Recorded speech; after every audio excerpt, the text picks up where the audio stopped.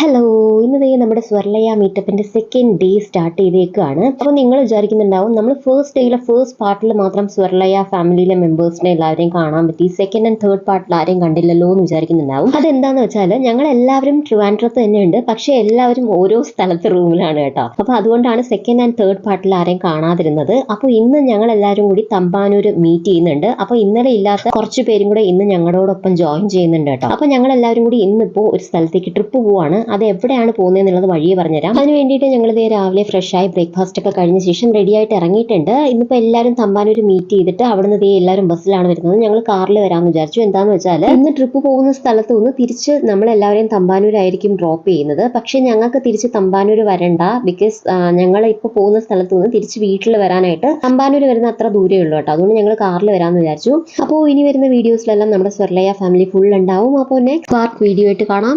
By.